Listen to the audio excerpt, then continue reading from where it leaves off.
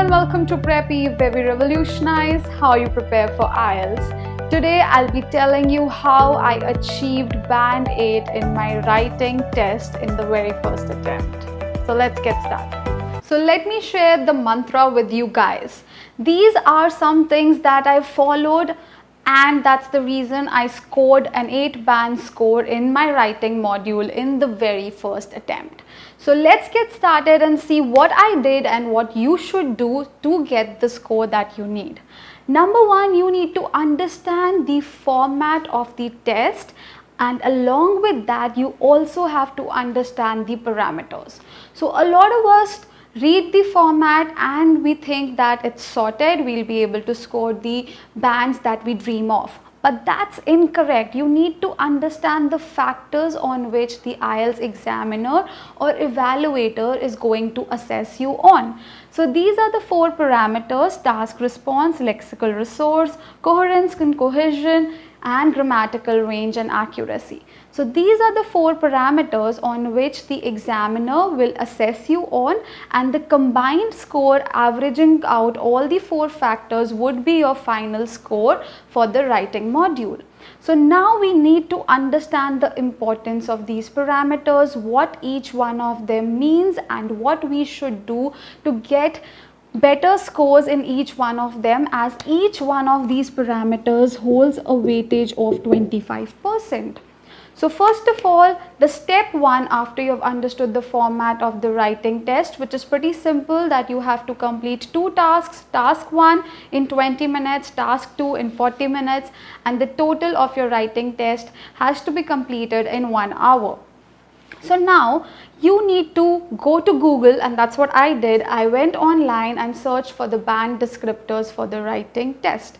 Now the band descriptors would tell you how you can score more than 7 bands in your task response, how you can score more in your lexical resources, coherence, cohesion, and similarly in your GRA. So what needs to be done to score higher in these 4 parameters, you would understand when you go through the band descriptors.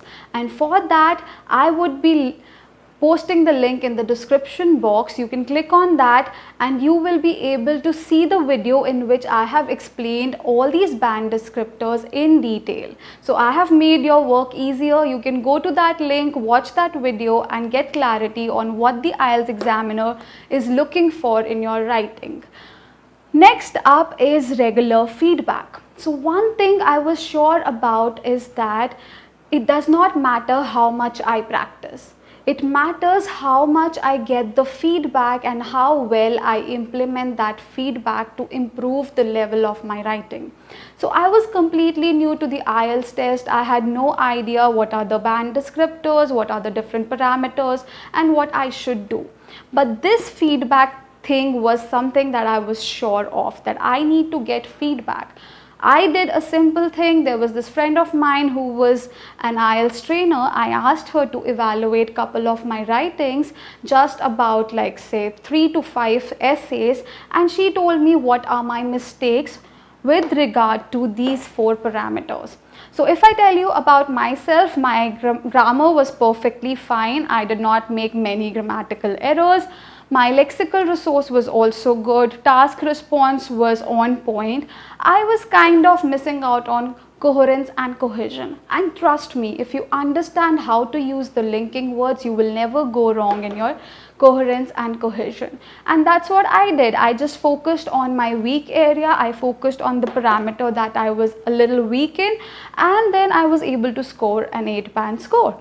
Plus, you need to take care of your task response as well, apart from the other parameters. So focus on your weak area by getting a regular feedback on your essays. I've said this n number of times and I'm going to repeat it again.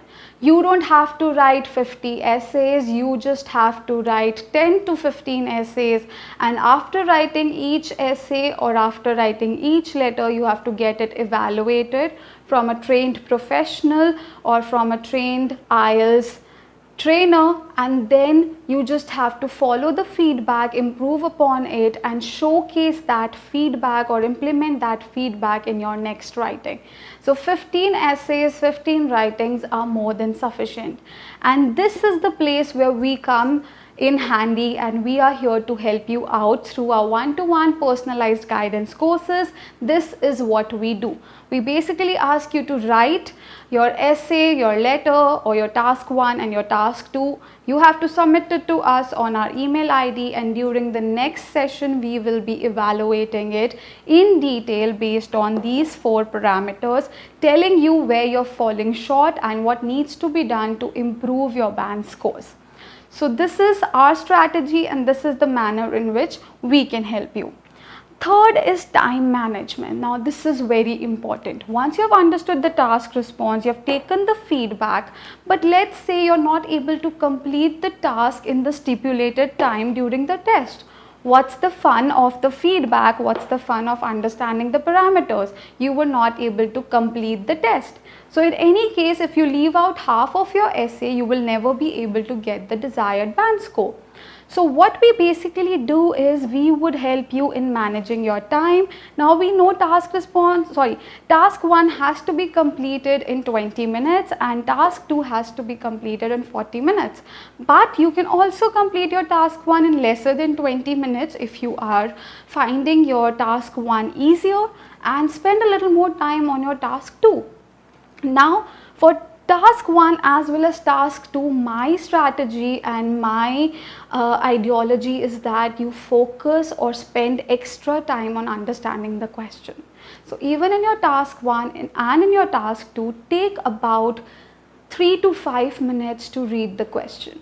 Read the question multiple times, 2 times, 3 times, 4 times, translate it into your mother tongue.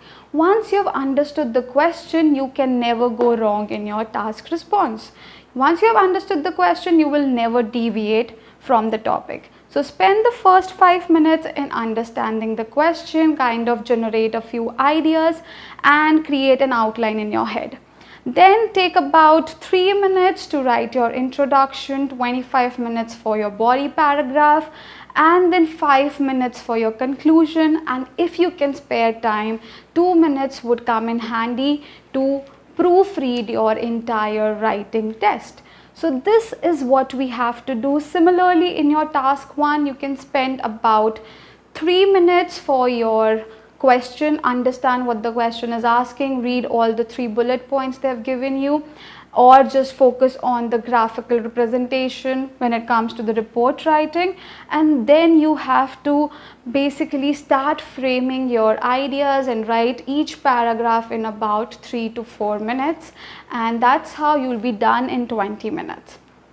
So this is how you manage your time, and to manage your time you also need to practice in exam-like circumstances. So you have to create a situation in your house that is similar to the exam hall or to examination hall. So what you have to do is basically shut your door. There should be no disturbance around you. You should be alone in your room. Start your stopwatch, start a timer of 1 hour and try to complete both your letter and your essay in one go. Do not take a break, do not get up from your seat, because that is not something you will be able to do in your real test. So what you have to do is sit at a stretch for 1 hour on your table and chair and start writing your essay as well as your letter and complete it in 1 hour. That's how you will be able to practice in exam-like circumstances. Along with that, you need to take care of the tiny things, like you should be writing with a pencil so that it's easier for you to erase. While you're practicing, practice with the pencil. Do not use a pen, because in your real test, I would recommend that you use a pencil so that just in case there is any mistake, you can erase it and there would not be any striking off which does not look neat at all. So use your pencil, and in case you're taking the computer delivered test, then you can easily backspace and even rearrange the order of your sentences. Last but not the least, adhere to the word limit. Yes, so obviously I followed this even during my practice sessions. I made sure I'm writing more than 150 words in my task 1 and more than 250 words in my task 2. So for that you need to have an idea. Now this point, even though it sounds very simple, is important. Now in your real test, if you're taking the paper based test, you might not have the time to count each and every word and multiply it with the number of lines or sentences you have written. So what do? During our practice session, when we are writing on a sheet of paper, we get an estimate of how many words we are writing in one line, and then we also get an estimate in how many lines you kind of cover up 250 words or 150 words. So if you practice enough, if you practice at least 10-15 writings, you will be aware of the length of your essay, and in the test you can make an estimate that okay, I have crossed 250, I have crossed 150, so you don't have the hassle to count each and every word and waste your time. So while you're practicing, also ensure that you're writing in a handwriting that basically you will be writing in your actual test. So follow the same speed, write under the time constraint, put a stopwatch or a timer so that you have to complete your test in 1 hour exactly. So these are the things that I followed. Just summing up it again, understand the band descriptors. Number one, you need to know what the examiner is looking for. Examiner चाहता क्या है आपकी writing से, what is he looking for in your writing. You should be aware of that. Only when you're aware of that, you will be able to provide that in your writing. That's the most important things. For this, you have to go through the band descriptors, and the link is given below. And then you have to get regular feedback, for which we are here to offer you classes. And do not underestimate the importance of regular feedback, because if you keep writing without any feedback, you're basically making your own mistakes stronger and stronger. You're kind of ingraining your mistakes in your system. Third is time management. Whenever you're practicing, practice under the time constraint in exam like situation, and adhere to the word limit. For this, the tip is that you adhere to the word limit, write in the speed that you would write in your actual test, so that you know how many words you write in your sentence in one line, and then you can figure out in your actual test what goes wrong and how many sentences or how many words you have already written. So this is my strategy. This was pretty simple. This is what I did, and I'm pretty sure if you follow these rules, you will be able to score